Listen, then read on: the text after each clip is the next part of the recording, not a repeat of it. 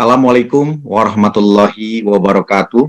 Selamat pagi, salam sejahtera bagi kita semuanya. Adik-adik sekalian, mahasiswa baru, hari ini Anda akan mendapatkan satu materi ya tentang konstitusi. Khususnya tentu saja konstitusi yang berlaku ya di negara kita ya, yang dikenal dengan istilah Undang-Undang Dasar Negara Republik Indonesia tahun 1945. Menyampaikan kepada adik-adik sekalian tentang nilai dan norma konstitusional Undang-Undang Dasar Negara Republik Indonesia tahun 1945 dan konstitusionalitas ketentuan perundang-undangan di bawah Undang-Undang Dasar. Pertanyaan pertama yang muncul tentu ya, apa itu konstitusi? Nah, kita lihat secara etimologis ya, atau asal usul kata ya, etimologis itu. Ini dari bahasa Prancis, constituer, Latin atau Italia constituo, Kemudian kalau melihat bahasa Inggrisnya adalah constitution. Nah, apa artinya membentuk atau pembentukan? Nah, ini ingin Bapak lebih tegaskan ya. Jadi bahasa Latin ada cum dan statuer. Apa artinya cum? Ya, sama dengan. Sedangkan statuere membuat sesuatu agar berdiri atau mendirikan atau menetapkan. Jadi, kalau bertanyanya, apa yang didirikan sehingga perlu yang namanya konstitusi? Nah, begitu ya. Dan pertama-tama yang menjawabnya itu adalah mendirikan negara. Jadi, ketika bersamaan dengan mendirikan negara, maka bersamaan itu pula ya dibuatkan yang namanya konstitusi. Begitu ya. Nah, sehingga kalau bentuk tunggal ini tadi ya, konstituo atau constitutiones ya, itu bentuk jamak, adalah menetapkan sesuatu secara bersama-sama atau segala sesuatu yang telah ditetapkan. Mengapa ketika mendirikan negara itu harus ada konstitusi? Nah, ini sehubungan dengan negara itu adalah organisasi kekuasaan. Kekuasaan kalau tidak dibatasi. Nah, ini ada ungkapan dari Lord Acton. Dia mengatakan power atau kekuasaan itu tend to corrupt. Tend itu cenderung. Corrupt itu disalahgunakan. Jadi kalau kekuasaan itu cenderung disalahgunakan, tentu agar tidak disalahgunakan ada pembatasan terhadap kekuasaan. Kan kata Lord Acton, tend to corrupt absolutely. Bila mana apa? Nah, bila absolute power, ya, maka ucapan utuh Lord Acton itu power tend to corrupt, absolute power tend to corrupt absolutely. Nah, karena organisasi kekuasaan tadi memiliki sifat tadi ya, bahkan ada yang mengartikan kekuasaan itu ya kemampuan untuk apa? Memaksakan kehendak. Bila mana tidak ada yang membatasi atau tidak dibatasi, tentu nanti yang kuat ya mengalahkan yang lemah. Nah, ini seperti ungkapan Thomas Hobbes gitu ya. Manusia menjadi serigala bagi yang lainnya. Homo homini lupus, velum omnium contra omnes. Nah, itu kan seperti itu. Nah, jadi dengan akal pikirannya manusia membuat satu alat lah ya. Satu hasil pemikiran manusia agar ini ada kekuasaan. Gimana kekuasaan ini baik? Itulah. Nah, gitu. Jadi makanya tadi sama dengan mendirikan negara. Nah, jadilah konstitusi ya. Dan statuer ini ya. Nah, itu asal usulnya.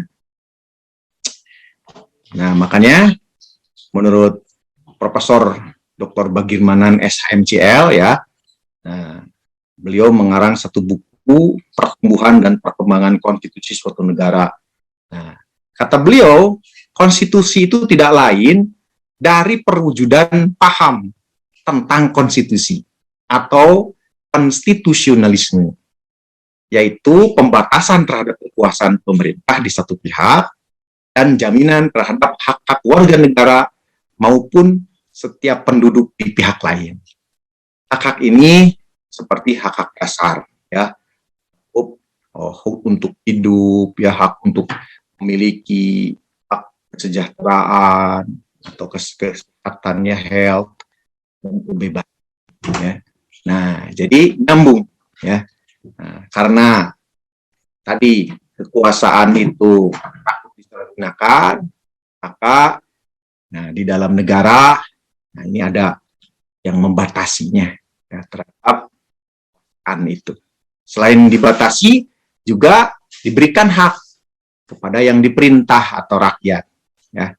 Makanya pada dasarnya konstitusi itu mengatur, ya, hubungan antara yang memerintah dengan yang diperintah ini. Tadi, ya, mengatur organisasi daripada. Nah, apa tujuannya konstitusi? Profesor Rukman Amanwinata menggambarkan pada kita dengan indahnya ini, ya, kita baca. Jadi tujuan adanya konstitusi itu untuk membuat awal yang baik dari sistem pemerintahan. Nah, jadi sistem pemerintahan ini akan insya Allah baik, gitu. Namanya juga, ya, usaha. Daripada, ya, tidak ada aturannya, tidak ada yang menjadi role playing, ya, atau aturan main, ya, dari sistem pemerintahan yang dibuat. Ya, tentu nanti acak-acakan, ya, begitu, tidak beraturan. Nah, sehingga dikatakan dengan adanya konstitusi ini, kata Profesor Rukmana, merupakan awal yang baik dari sistem pemerintah. Mudah-mudahan awalnya baik, akhirnya nanti baik, ya, begitu. Karena apa? Nah, dikatakan konstitusi ini membatasi kekuasaan pemerintah. Seperti tadi Manan juga mengatakan demikian. Menjamin hak-hak yang diperintah, merumuskan pelaksanaan kekuasaan yang berdaulat, dan menjaga keseimbangan antara ketertiban, kekuasaan, dan kebebasan dalam konteks manusia hidup bernegara. Nah, sekarang kita sampai pada definisi konstitusi menurut para ahli. Ada Lord Jim Bryce, kata beliau, konstitusi ini adalah suatu kerangka negara yang diorganisasikan melalui dan dengan hukum, yang menetapkan lembaga-lembaga yang tetap dan mengakui fungsi-fungsi dan hak-haknya. Nah, seperti apa lembaga-lembaga yang tetap ada, ya, di dalam suatu negara? Contohnya di negara kita kan ada lembaga presiden, ada MPR, ada DPR, ya, dan yang lain-lain. Di Amerika Serikat, karena mengikuti teori teoritis politika, ya, hanya 3, ya, lembaga yang besar-besar, ya, yaitu the President sebagai eksekutif, kemudian Kongres sebagai legislatif, dan yudikatifnya namanya the Supreme of Court, ya, 3. Nah, ini Lord James Bryce ini orang Inggris, ya, sama dengan Save Strong, ya. Jadi Strong mengartikan konstitusi itu sama dengan undang-undang dasar, ya. Jadi konstitusi itu undang-undang dasar menurut Strong. Menurutnya konstitusi merupakan suatu kumpulan asas-asas mengenai kekuasaan pemerintah, hak-hak yang diperintah, dan hubungan antara keduanya. Ya, kata Bapak tadi, ya, ada relasi hubungan antara yang memerintah dengan yang diperintah. Pemerintah dan yang diperintah dalam konteks, ya, tadi hubungan terhadap asasi. Ya. Nah, ini ada juga pendapat Brian Thompson. Nah, dengan satu pertanyaan, ya, what is a constitution? Apa konstitusi itu? Constitution is a document which contains the rules for the operations of an organization. Jadi konstitusi itu dokumen yang mana isinya itu aturan-aturan beroperasinya suatu organisasi. Nah, kalau melihat definisi Brian Thompson ini, nah, ini menginspirasi pada kita. Sebenarnya bukan hanya negara ya yang butuh konstitusi. Jadi ketika mendirikan satu organisasi, umpamanya sepak bola gitu. Nah, ini perlu adanya aturan main begitu ya, atau adanya aturan-aturan agar organisasi ini beroperasi. Ya. Atau umpamanya operasi, kita mendirikan operasi atau umpamanya perusahaan. Nah, ini penting. Bahkan, nah ini universitas ya. Nah, itu konstitusinya itu dikenal dengan istilah statuta. Di Unpad ini memiliki konstitusi ya. Yang menjadi konstitusi Unpad itu atau perguruan tinggi negeri yang lain disebutnya itu statuta ya. Statuta, dan ini tertuang statuta kita ini dalam peraturan pemerintah nomor 51 tahun 2015 ya. Jadi kalau ingin melihat konstitusinya Unpad ya, adik-adik itu baca ya. P51 tahun 2015. Nah, ini memberikan wawasan yang lebih luas pada kita tentang pemahaman konstitusi ya, Brian Thompson itu. Nah, kemudian ini ada dua ahli ya, kalau ini dari Belanda ya, Profesor Marsteffen dan Van der Tang ini. Nah, ini berjasa ini menginventarisasi konstitusi-konstitusi yang ada di seluruh dunia. Kemudian beliau tuangkan di dalam, katakanlah di computerize. Makanya judul bukunya Computerize A Constitution in the World ya.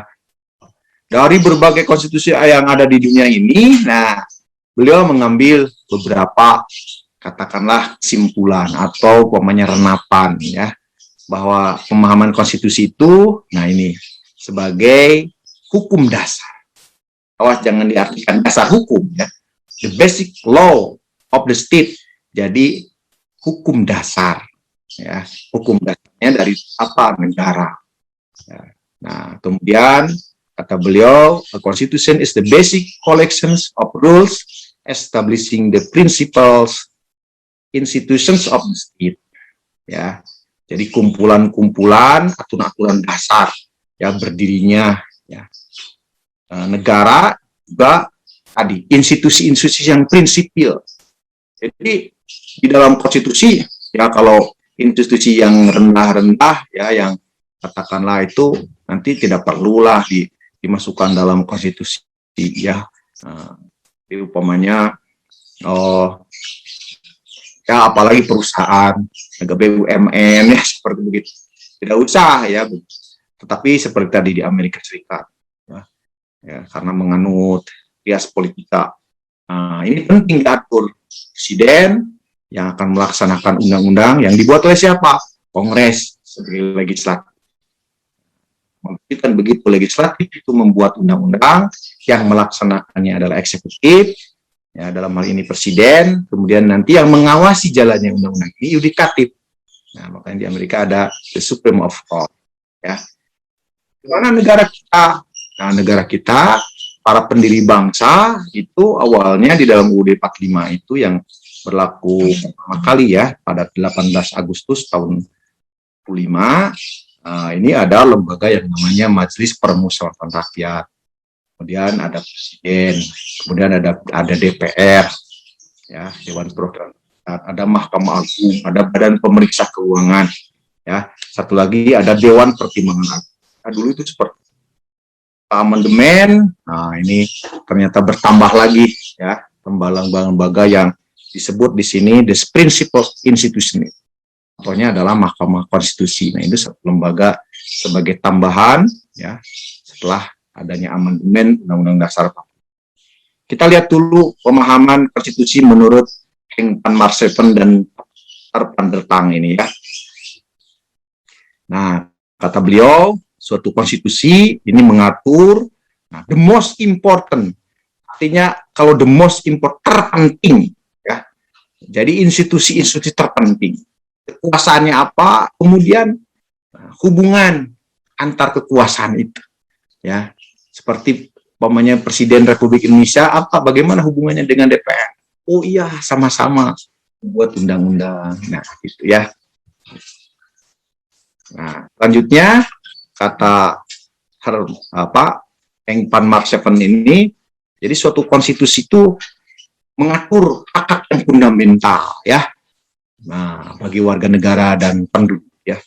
Nah, juga hak dari si yang memerintahnya. Ya. Bagaimana hubungan antara keduanya ya. Seperti itu.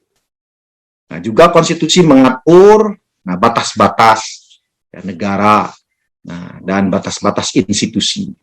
Juga, ini membangun ya atau mendirikan, boleh ya, satu ideologi. Ya. Nah, di negara kita kan ideologinya ideologi Pancasila. Ini dituangkan ya, di dalam alinea keempat pembukaan Undang-Undang Dasar 45. Nah, ini yang merupakan sumber dari segala sumber hukum. Ya, jadi di dasarnya Indonesia merdeka, atau Bung Karno menyebutnya Weltanschauung ya, atau filosofi segrondslag, dasar filosofi berdirinya negara.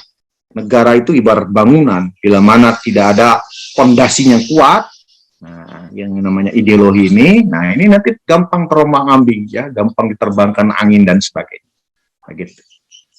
Jadi constitutions establish the ideology of the existing power elites in rules. Begitu. Kemudian konstitusi juga, ini memberikan ya materi-materi ya atau menentukan relationnya ya, materi-materi negara dan society ya, material relation ya, mau mengatur apa ya, tadi tentang hak asasi manusia, memberikan dan sosial ya. Nah, ini penting sebagai the material relations of state and society ya, bagaimana hak penguasaan ya. Nah, boleh negara ini hanya sebagai pemegang kekuasaan aja atas bumi, air, dan kekayaan alam itu. Nah, nanti peruntukannya adalah untuk rakyat ya. Makanya kata-katanya di dalam pasal 33 ya, Undang-Undang Dasar 45 itu ayat 3, bumi, air, dan kekayaan alam yang terkandung di dalam dikuasai oleh negara dan dimanfaatkan untuk besarnya kemakmuran rakyat. Ini perlu masyarakat ya untuk usaha pertanian, ada namanya hak guna usaha. Untuk bangunan, tempat berteduh ya, harus memiliki. Itu namanya hak guna bangunan, begitu ya. Ada hak milik. Nah, ini ya, the material relations of state and society. Nah, ini merupakan pokok-pokoknya ya, itu ditentukan di dalam konstitusi. Itu di Belanda ya, kita sudah ke Inggris, sudah ke Belanda ya. Nah, ini di bagian timur ya, katakanlah di negara komunis. Jadi kalau di negara-negara komunis ini bagaimana pemahaman tentang konstitusi itu? Kita lihat pendapatnya di Duhacek ya. Ini bukunya Constitution and Constitutionalism. Identify resources. Jadi mengidentifikasi sumber-sumber daya yang ada. Jadi konstitusi itu berisi kekayaan-kekayaan ya. Baik, sumber daya itu kan banyak, alam, bisa manusianya ya. Nah, kemudian bagaimana tujuan penggunaannya, mau digunakan apa gitu. Mungkin bisa dipahami gitu, karena mereka itu tidak pernah ada transcendental ya, ke atas. Jadi hanya horizontal saja, mengingat materi ya. Jadi dialektika materialisme, ke materi lagi saja. Bahkan apa? Nah, ini ciri khasnya restraints of public power. Pembatasan terhadap kekuasaan publik. Jadi jangan heran kalau adik-adik di sana itu mereka ya tidak boleh memiliki hak miliknya seperti di kita. Jadi negara ini hanya menguasai ya. Kalau umpamanya nanti dibutuhkan, diminta oleh kita, dimohon, tanah bisa diberikan ya dengan hak. Nah, kalau di negara-negara ini ada pembatas, paling sewa begitu ya. Tanah itu milik negara begitu ya, seperti itu. Nah, ini Kalau konstitusi-konstitusi di negara-negara komunis ya, negara-negara barangkali Eropa Timur ya, Tiongkok dan sebagainya. Kita ke Jerman sekarang. Nah, ini pendapat Hermann Heller. Nah, ini berbeda dengan pandangan yang lain, termasuk tadi Bapak katakan ya, yang mengartikan konstitusi itu adalah undang-undang dasar. Ya, lebih strong. Nah, kalau menurut Hermann Heller, konstitusi itu mencerminkan kehidupan politik di dalam suatu masyarakat sebagai suatu kenyataan. Ya, bahasa Jerman ya, politisi als Wirklichkeit. Nah, jadi ia belum merupakan konstitusi dalam arti hukum atau Einrechtsverfassung. Nah, jadi kehidupan politik itu adalah juga merupakan suatu konstitusi menurut Hermann Heller. Jadi ada yang ya katakanlah tidak tertulis begitu ya, tidak kelihatan bentuknya di dalam bentuk tertulis. Nanti kata Hermann Heller, baru setelah orang-orang mencari unsur hukumnya dari konstitusi yang hidup di masyarakat, nah untuk dijadikan dalam suatu kesatuan kaidah, ya, maka konstitusi itu disebut Rechtsverfassung. Nah, baru nanti orang mulai menulisnya di dalam suatu naskah sebagai undang-undang yang tertinggi yang berlaku dalam suatu negara. Jadi undang-undang dasar merupakan sebagian saja dari konstitusi dalam pengertian umum. Nah, jadi kalau Hermann Heller ya mengartikan konstitusi itu adalah hukum dasar. Hukum dasar ada yang tertulis, ada yang tidak tertulis. Hukum dasar yang tertulis, nah itulah undang-undang dasar. Nah, seperti apa hukum dasar yang tidak tertulis? Nah, ini dikenal dengan istilah konvensi namanya ya. Sekali lagi ya, konvensi. Apa itu konvensi? Kebiasaan-kebiasaan ketatanegaraan yang terpelihara dalam praktek penyelenggaraan negara. Contohkan di Indonesia, tiap 16 Agustus itu rutin tiap tahun ya. Presiden Republik Indonesia berdiri ya di depan Dewan Perwakilan Rakyat menyampaikan nota keuangan. Ya, perencanaan tahun yang akan datang itu seperti apa. Nah, ini tidak ada. Di dalam UUD 45 tidak disebutkan. Namun, nah ini menjadi kebiasaan ya. Nah, jadi ini definisi Hermann Heller salah satunya juga bisa menjelaskan mengapa Amerika Serikat ya yang baru 11 tahun setelah merdeka punya konstitusi. Jadi selama 11 tahun itu memakai apa untuk mengatur ya kehidupan politiknya di Amerika Serikat. Merdeka 4 Juli ya 1776, baru memiliki konstitusi pada tahun 1787. Itu Amerika Serikat. Nah, kalau tadi ya kita baca pemahaman konstitusi menurut Hermann Heller ini, nah ini kita menjadi mafhum ya, paham. Oh, pantas karena konstitusi tidak hanya diartikan sebagai undang-undang dasar. Tadi seperti Armstrong menyamakan ya, menyamakan. Banyak para ahli yang menyamakan konstitusi itu adalah undang-undang dasar. Nah, tapi salah satunya adalah Hermann Heller ini berpandangan kalau undang-undang dasar hanya konstitusi tertulis. Di luar itu masih ada ya konstitusi yang tidak tertulis yang disebut dengan konvensi. Belum ini tadi ya suatu kehidupan politik dalam suatu masyarakat. Nah, ini adalah konstitusi juga. Walaupun belum ada ya istilahnya yang dikenal dengan istilah the living constitution. Ya, konstitusi yang hidup begitu ya. Menarik ini apa yang disampaikan Hermann Heller. Nah, jadi kalau umpamanya kita kerucutkan konstitusi itu ada dalam arti sempit satu dokumen atau seperangkat dokumen yang aturan-aturan dasar ya untuk menyelenggarakan negara. Kalau dalam arti luas, peraturan baik tertulis maupun tidak tertulis, nah ini lebih luas ya. yang menentukan bagaimana lembaga negara dibentuk dan dijalankan. Ya, secara ringkas mengatur organisasi dari negara. Kalau umpamanya kita lihat bagaimana sejarah singkat konstitusi, nah ini pandangan Thomas Hobbes itu ya, di manusia itu bagaikan serigala, ada homini homilupus, ya. Man is a wolf, ya. Nah, ini wolf itu kan serigala. Nah, kalau man yang memiliki pemahaman bahwa yang kuat akan mengalahkan yang lemah. Timbul pandangan bellum omnium contra omnium, perang semua lawan semua. Hidup menurutnya berada dalam suasana demikian. Hal ini yang pada akhirnya menyadarkan manusia untuk membuat perjanjian antara sesama manusia yang dikenal dengan istilah Pactum Unionis.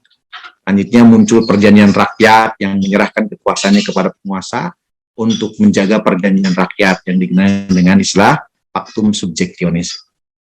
Jadi pada masa itu terjadi kesewenang-wenangan penguasa karena muncul gagasan untuk membatasi kekuasaan raja atau dikenal dengan istilah konstitusionalisme. Ya, atau paham tentang apa konstitusionalisme itu. Paham tentang pembatasan ya, kekuasaan. Penguasa ya perlu dibatasi kekuasaannya. Dan karena itu pula suatu kekuasaan harus diperinci secara tegas. Agar tidak umpamanya disalahgunakan, mungkin dibatasi kekuasaan. Tahun, ya seperti Amerika Serikat. Kita 5 tahun. Nah, boleh menjadi presiden lagi? Boleh, hanya untuk 1 kali saja. Jadi jangan terus-menerus. Nah, jadi kalau absolute power, kata Lord Acton, ya tentu itu, ya tend to quote absolute, pasti disalahgunakan. Nah, konstitusi lahir untuk dapat membatasi kekuasaan pemerintah atau penguasa. Samping itu, konstitusi hadir menjamin hak-hak dasar warga negara. Ya, nah, seperti itu. Ya, jadi nyambung ya dari mulai etimologis sampai sejarah singkat konstitusi, ya, seperti itu. Nah, lagi fungsi konstitusi membatasi atau mengendalikan kekuasaan penguasa agar dalam menjalankan kekuasaannya tidak sewenang-wenang, ya.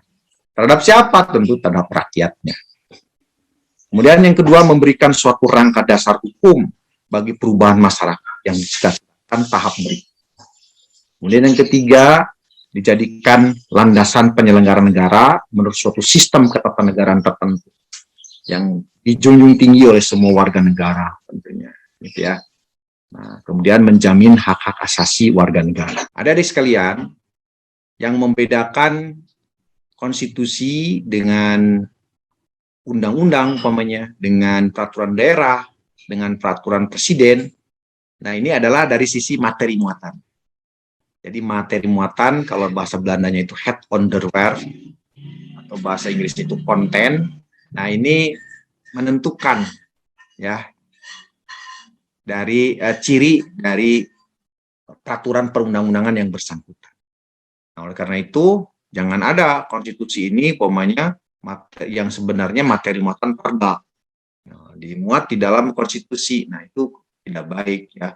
Jadi konstitusinya menjadi seabreg-abreg ya, begitu. Nah, oleh karena itu, nah ini Steenbeek, Casey Ware, Miriam Budiarjo, nah ini memberikan gambaran pada kira-kira seperti apa materi muatan konstitusi itu ya sebaiknya. Nah, kata Steenbeek ada 3, yaitu jaminan terhadap hak asasi manusia dan warga negara isinya itu. Kemudian yang kedua, ditetapkannya susunan ketatanegaraan yang bersifat fundamental. Contohnya, umpamanya presiden, ya, kemudian DPR, kemudian Mahkamah Agung yang di negara kita itu. Nah, atau di Amerika Serikat itu the President, Kongres, the Supreme of Court. Nah, juga bagaimana pembagian dan pembatasan tugas kenegaraannya, ya, yang bersifat fundamental. Nah, makanya dikenal di Amerika Serikat itu dalam konstitusinya itu, ya, ada saling kontrol, ya, saling mengendalikan. check and balances.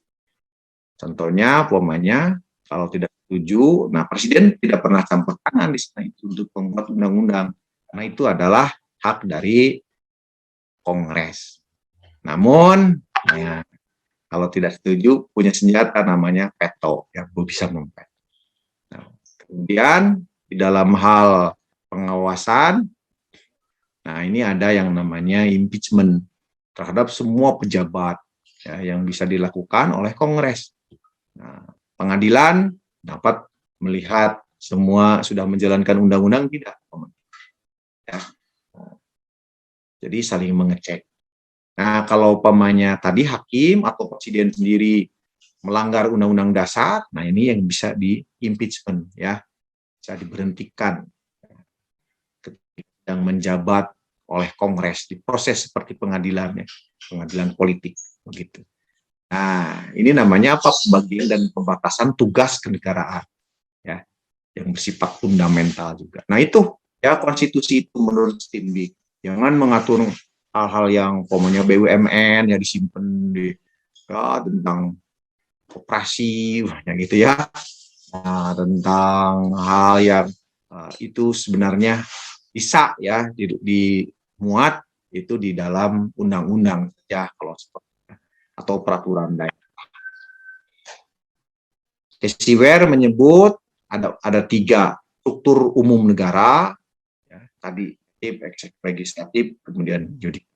Kemudian hubungan dalam garis besar saja kekuasaan tersebut ya satu sama lain. Satu lagi hubungan antara kekuasaan tersebut dengan rakyat. Nah, ini menurut Kesiwer. Menurut Miriam Budiarjo ada 4 mengatur organisasi negara ya.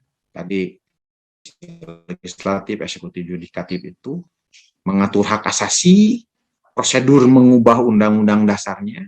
Satu lagi larangan untuk mengubah sifat tertentu. Nah, contohnya sifat tertentu dari undang-undang dasar. Nah, undang-undang dasar umpamanya memiliki katakanlah tadi sifatnya itu ya, sangat mudah untuk dirubah sifatnya. Ini dikenal dengan istilah fleksibel ya. Kalau mudah cara perubahannya itu fleksibel ya. Tapi kalau umpamanya susah untuk dirubahnya, bahkan kalau untuk merubah suatu undang-undang dasar itu ada ya caranya, yaitu nanya langsung rakyat. Ini dikenal dengan istilah referendum. Nah, umpamanya sifat tertentu akan dilarang dirubah. Nah, ini boleh. Itu ada di dalam suatu undang-undang dasar. Nah, pernah terjadi di negara kita ya bahwa perubahan undang-undang dasar itu sebenarnya menurut Undang-Undang Dasar 45 ya itu wewenang MPR. Tapi dulu pernah ya sekitar tahun 1983. Nah, itu ada ketetapan MPR, bahkan ada undang-undang tentang referendum. Nah, ini sebenarnya larangan untuk mengubah sifat tertentu dari Undang-Undang Dasar itu harusnya disimpan di dalam Undang-Undang Dasar. Itu ya pemahaman Profesor Miriam Budiarjo. Ya. Nah, waktu itu memang dituangkannya dalam ketetapan MPR ya, dan undang-undang. Nah, makanya ada berbagai pendapat. Kalau itu dilakukan berarti, nah, apakah sah atau tidak begitu ya? Kenapa Undang-Undang Dasar sendiri hanya boleh atau membolehkan kalau merubah Undang-Undang Dasar itu oleh MPR. Tapi mengapa umpamanya ya ini ketentuan peraturan yang lebih rendah ya, mengharuskan oleh atau dengan referendum tadi. Nah, padahal seharusnya untuk referendum itu harusnya merupakan materi muatan konstitusi, bukan materi muatan undang-undang gitu ya, atau peraturan yang lebih rendah. Ketetapan MPR itu kan lebih rendah kedudukannya ya dalam peraturan perundang-undangan gitu. Undang-undang dasar, di bawahnya ketetapan MPR, di bawahnya undang-undang, strip miring peraturan pemerintah pengganti undang-undang. Di bawahnya lagi ada peraturan presiden, di bawahnya lagi ada peraturan daerah provinsi, di bawahnya lagi ada peraturan daerah kabupaten kota. Nah, itu hierarkinya ya. Dan nanti bisa lihat di pasal 7 ayat 1 Undang-Undang Nomor 12 ya, tahun 2011 tentang pembentukan peraturan perundang-undangan. Itu hierarki. Nah, ini mengenai materi muatan. Satu lagi saja mengenai materi muatan yang dikemukakan oleh Struiken. Jadi kalau menurut Struiken, biasanya suatu konstitusi itu adalah isinya itu hasil perjuangan politik bangsa yang lampau. Betulkah? Nah, mungkin kita bisa baca ya, Undang-Undang Dasar 45 kita. Nah, di dalam pembukaan ada kalimat ya, dan sampailah perjuangan kemerdekaan Indonesia dengan selamat sentosa mengantarkan rakyat Indonesia dan seterusnya. Nah, itu ya, ini digambarkan oleh Struiken. Merupakan tingkat-tingkat tertinggi perkembangan ketatanegaraan bangsa.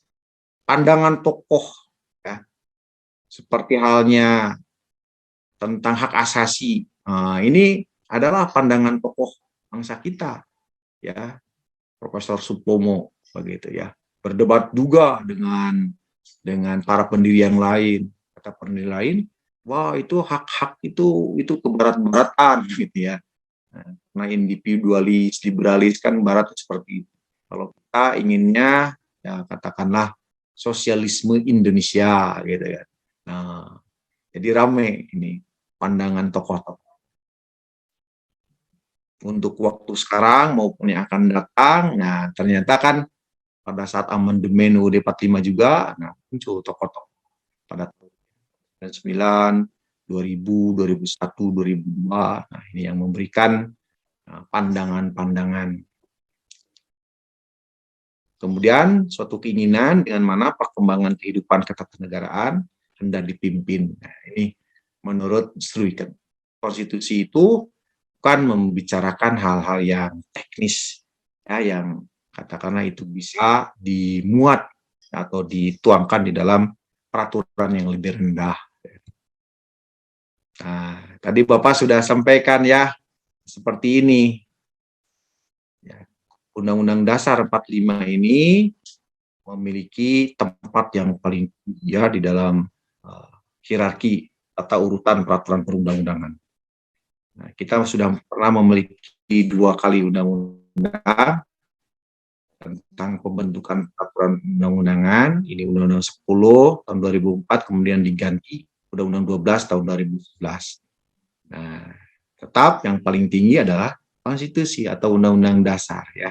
Nah, kalau menurut Undang-Undang 12 ini TAP MPR. Kemudian Undang-Undang Perpu, kemudian peraturan pemerintah, peraturan presiden, peraturan daerah provinsi, peraturan daerah kabupaten kota.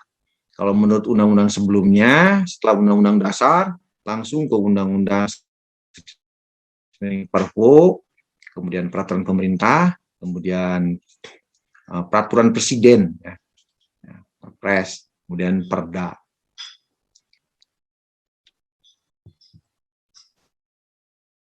Nah, sebagai hukum dasar ya dan hukum tertinggi negara, maka peraturan perundangan di bawah Undang-Undang Dasar 45 isinya harus ya bersumber atau tidak boleh bertentangan dengan Undang-Undang Dasar 45.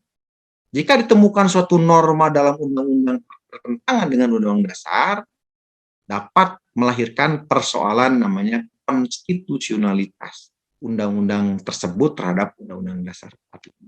Nah, makanya dalam sistem hukum di negara kita ini, negara yang berwenang menguji konstitusionalitas. Maksudnya apa? Ya, bertentangan tidak dengan konstitusi, ya, yaitu Undang-Undang Dasar. Nah, jadi kalau bertentangan, nah itu tidak, nah, tadi tidak konstitusionalitas. Ya. Nah, ini akan diuji ya oleh Mahkamah Konstitusi. Ya. Nah, isinya itu seperti ini. Kewenangan Mahkamah Konstitusi yang merupakan lembaga negara yang lahir setelah amandemen Undang-Undang 45. Ya. Coba kita lihat. Jadi Mahkamah Konstitusi ini sebagai lembaga yang baru itu berwenang mengadili pada tingkat pertama dan terakhir yang putusannya bersifat final. Untuk apa? Menguji undang-undang terhadap undang-undang dasar. Jadi setiap peraturan perundangan yang ada di bawah Undang-Undang Dasar 45 tidak boleh ya, bertentangan dengan Undang-Undang Dasar 45. Bila mana ada undang-undang bertentangan atau dianggap bertentangan, akan dicoba konstitusionalitasnya. Nah, benar tidak bertentangan dengan konstitusi ini oleh Mahkamah Konstitusi. Kemudian memutuskan sengketa kewenangan lembaga negara yang kewenangannya diberikan oleh Undang-Undang Dasar. Contohnya bersengketa, umpamanya ini DPR, sengketa dengan Presiden atau Mahkamah Agung dan sebagainya ya. Nah, itu nanti akan diselesaikan oleh Mahkamah Konstitusi. Kemudian memutuskan pembubaran partai politik dan memutuskan perselisihan tentang hasil pemilu. Nah, ini lembaga yang baru ya berdasarkan Undang-Undang Dasar setelah amandemen. Kemudian Mahkamah Konstitusi wajib memberikan putusan atas pendapat DPR mengenai dugaan pelanggaran oleh Presiden dan atau Wakil Presiden menurut Undang-Undang Dasar. Nah, setelah amandemen Undang-Undang Dasar 45. Di mana Presiden itu kalau dulu ya pure politik ya, kalau dijatuhkan itu nanti oleh MPR begitu saja ya, setelah pertama ada memorandum 1, memorandum 2, nah kemudian diberhentikan ya seperti dulu Presiden Abdurrahman Wahid ya. Nah, kalau sekarang tidak demikian mekanismenya. Bila mana Presiden ini dianggap melanggar ya, itu diatur di dalam pasal 7A ya, nanti 7A. Nah, contohnya umpamanya disangka korupsi Presiden itu. Nah, itu nanti DPR ya akan minta ke sini ke Mahkamah Konstitusi. Untuk apa? Menyidangkan Presiden itu atau Wakil Presiden. Menyidangkan seperti apa, sidang seperti itu Pak, biasa iya. Jadi sidangkan.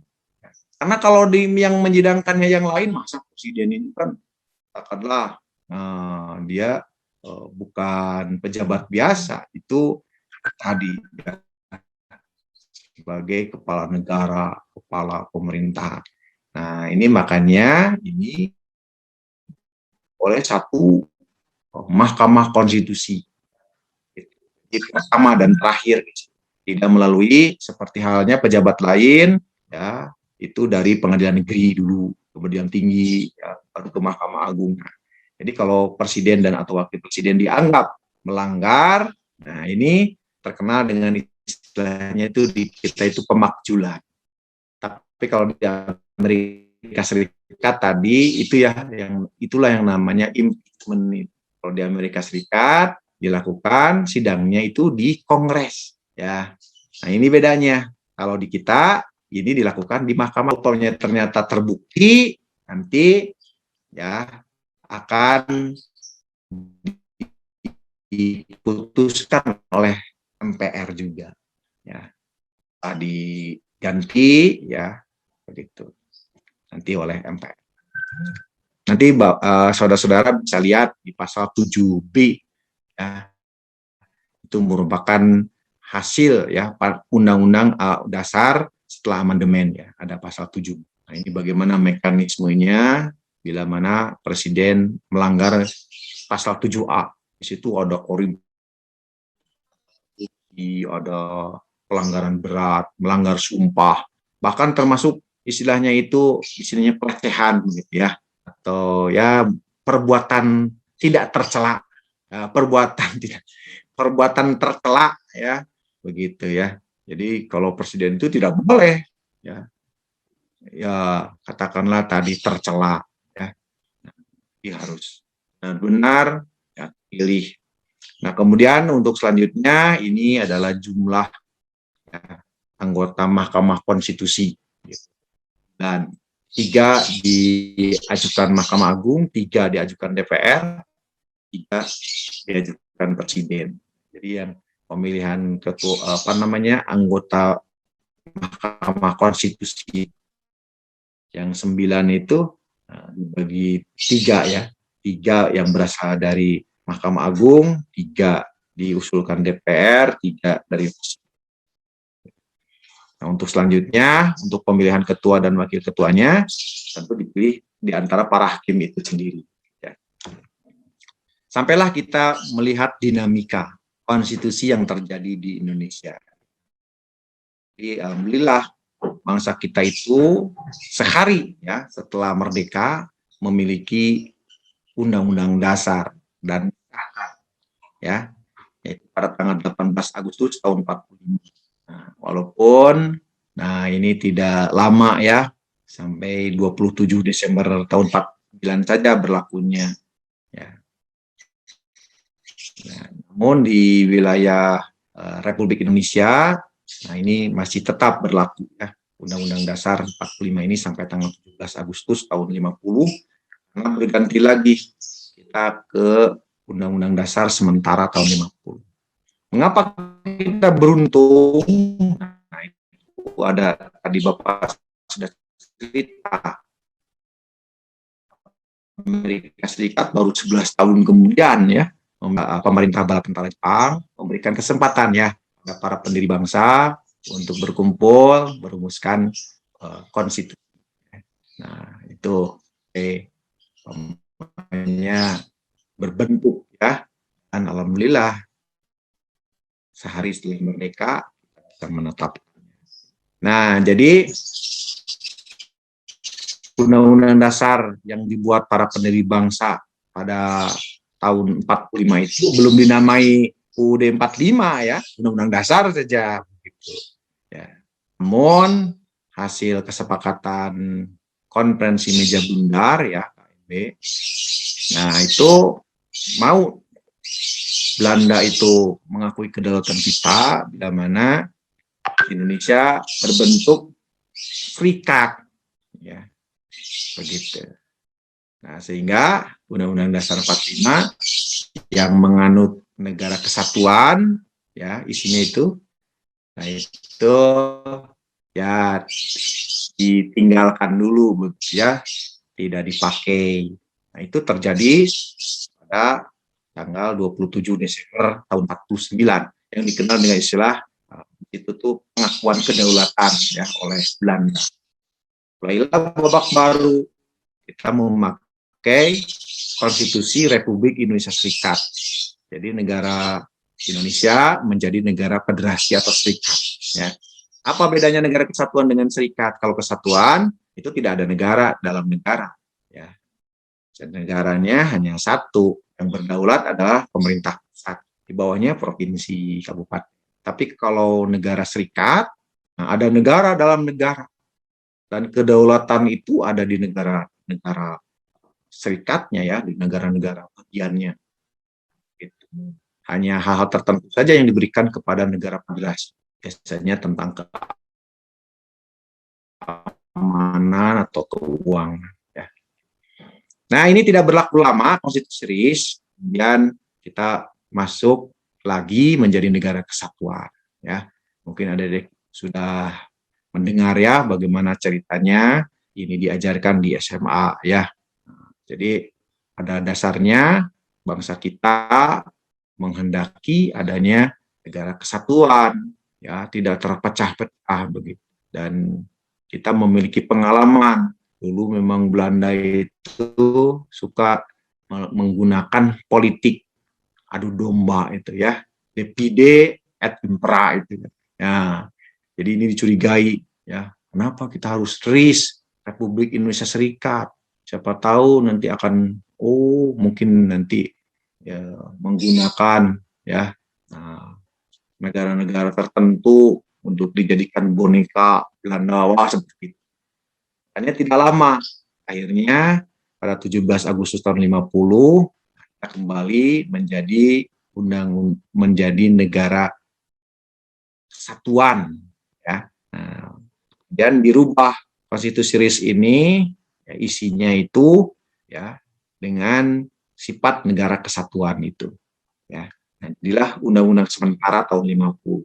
Dan ini ternyata berlaku cukup panjang ya, 9 tahun.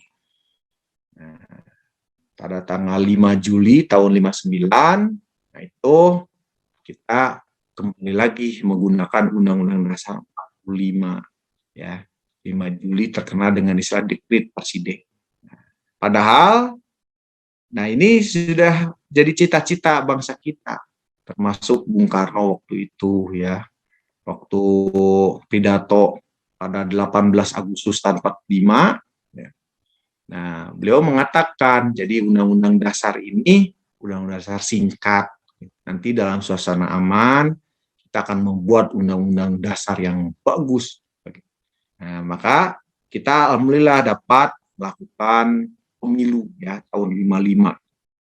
Jadi pada masa menggunakan undang-undang dasar sementara ada pemilu yang pertama di Indonesia tahun 1955 dan dihasilkan satu lembaga ya yang mengisi. Jadi orang-orang itu dipilih untuk mengisi satu lembaga yang fungsinya membuat undang-undang dasar. Itulah lembaga yang dikenal dengan istilah konstituante. Konstituante. Nah, konstituante ini di Bandung ya, di Bandung. Nah, diisilah oleh orang-orang yang merupakan hasil pemilu tahun 55 itu.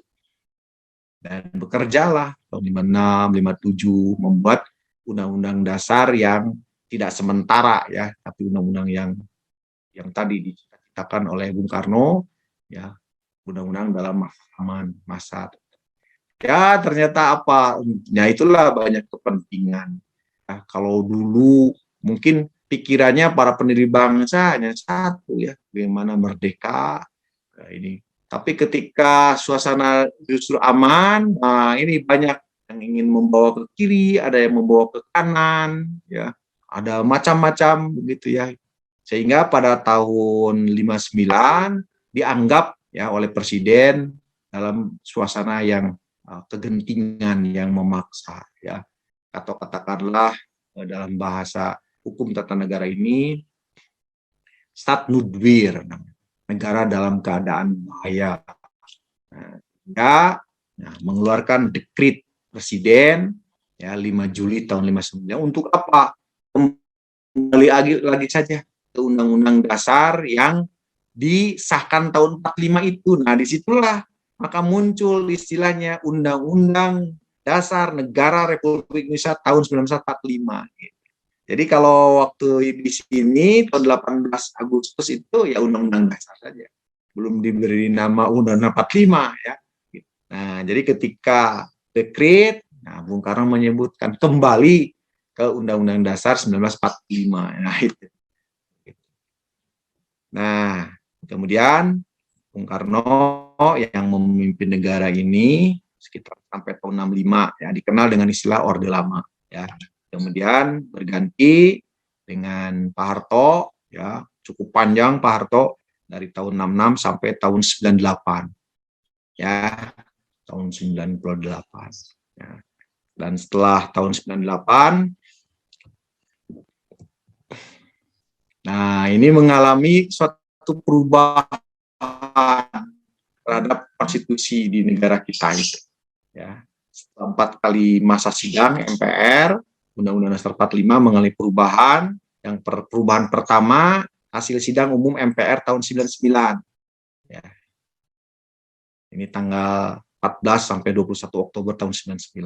Kemudian perubahan kedua pada tahun 2000. Ya. Kemudian perubahan ketiga pada tahun 2001. Dan perubahan keempat pada sidang tahunan MPR tahun 2002. Ya. Nah, ada yang bertanya, mengapa sih harus ada perubahan konstitusi di Indonesia, gitu ya? Nah, terkenal dengan ya masa reformasi, ya. Nah, jadi pada awal era reformasi ada tuntutan perubahan Undang-Undang Dasar 45. Didasarkan pada apa? Pandangan bahwa UUD 45 belum cukup membuat landasan bagi kehidupan yang demokratis, pemberdayaan rakyat, dan penghormatan terhadap HAM. Samping itu, dalam tubuh Undang-Undang 45, ya, dalam batang tubuhnya, terdapat pasal-pasal yang menimbulkan penafsiran beragam, terkenal dengan istilah multitafsir, dan membuka peluang bagi penyelenggara negara yang otoriter, sentralistik, tertutup, dan praktik KKN. Nah, itu dianggap ya pada waktu itu. Nah, jadi tentu awal. Nah, juga yang tadi yang Bapak sudah sampaikan, ya kok ada referendum sih? Umpamanya, padahal bukankah umpamanya sudah mengatur Undang-Undang Dasar 45 itu hanya cukup oleh MPR begitu ya kalau mau merubah. Nah, makanya ada peristiwa pencabutan dulu tentang referendum. Kemudian pembatasan masa jabatan presiden dan wakil presiden dan ketetapan MPR mengenai hak asasi manusia. Nah, ini mengawali perubahan Undang-Undang Dasar ya. Nah, kita kembali ke sini, seperti apa yang menimbulkan penafsiran ya dan nanti membuka peluang bagi penyelenggara negara yang otoriter. Itu tentang masa jabatan presiden. Jadi dulu itu kata-katanya tidak seperti ini ya. Kalau hasil amandemen, presiden dan wakil presiden itu memegang jabatan selama 5 tahun dan sesudahnya dapat dipilih kembali dalam jabatan yang sama hanya untuk 1 kali masa jabatan ya. Nah, kalau dulu sesudahnya dapat dipilih kembali gitu. Tidak ada untuk 1 kali masa jabatan, sesudahnya bisa. Makanya Pak Harto sampai waktu itu 7 kali ya. 7 kali 5 tahun ya. Nah, itu pas jabatan yang kelima, nah beliau mundur pada tahun 98 ya. Nah ini ya, jadi itu yang kalau umpamanya ada pertanyaan mengapa terjadi perubahan terhadap undang agar tidak multitafsir. Kalau seperti ini ya tidak ada lagi yang terusan dipilih jadi presiden ya. Nah terbukti kan Pak SBY punya 2 tahun, begitu 2 periode ya, nah, 2 kali 5 tahun begitu. Nah, seperti ini. Nah, jadi kalau melihat struktur Undang-Undang Dasar 45 sebelum amandemen itu 16 bab, 37 pasal, 49 ayat, 4 pasal aturan perolehan dan 2 ayat. Tapi setelah amandemen babnya tetap, namun pasalnya ini bertambah jadi 73. Ayatnya tambah, bukan 49 lagi, 100 ayat. Nah, aturan pelihan hanya 3 pasal dan aturan tambahan 2 pasal. Ya. Nah, bagaimana konstitusi dalam praktik kewarganegaraan di tanah air ini? Ya, materi muatan tadi dijabarkan lebih lanjut dalam undang-undang saja tentang umpamanya DPR, MPR, DPR, D dan sebagainya. Nah, nanti ada undang-undang MD3 namanya, MPR, DPR, DPD, DPRD. Ada umpamanya yang tentang bumi, air, dan kekayaan tadi itu ada undang-undang pokok agraria. Terus ya, karena tadi undang-undang dasar itu hanya bersifat pokok dan garis besar saja. Itu nanti di breakdown ya ke dalam undang-undang atau peraturan yang lebih rendah. Misalnya, umpamanya, nah ini tentang HAM ya, untuk menegakkan dan hak asasi diatur dengan undang-undang. Maka muncul Undang-Undang Nomor 39 tahun 99 tentang HAM. Ada juga undang-undang lain yang dimaksud untuk melaksanakan ketentuan HAM dan seterusnya. Gitu, ya. Nah, saya kira sebagai katakanlah ya untuk mengenal konstitusi, khususnya konstitusi Undang-Undang Dasar 5, kebanggaan kita ya sebagai warga negara. Nah, silakan adik-adik ya untuk belajar dari buku-buku banyak sekali ya yang mengatur atau yang membahas tentang ini ya. Nah, ini ada dari yang tadi Bapak sebutkan itu Profesor Bagir, mudah itu untuk mendapat bukunya Pertumbuhan dan Perkembangan Konstitusi Suatu Negara ya. Nah, Pak Haji Milya Sidiki ini banyak sekali ya. Ada ini yang berjudul Konstitusi dan Konstitusionalisme Indonesia. Ini saya kira akan lebih komplit lagi ya, akan menambah wawasan bagi adik sekalian. Baik, demikian saja. Semoga bermanfaat ya. Terima kasih. Assalamualaikum warahmatullahi wabarakatuh.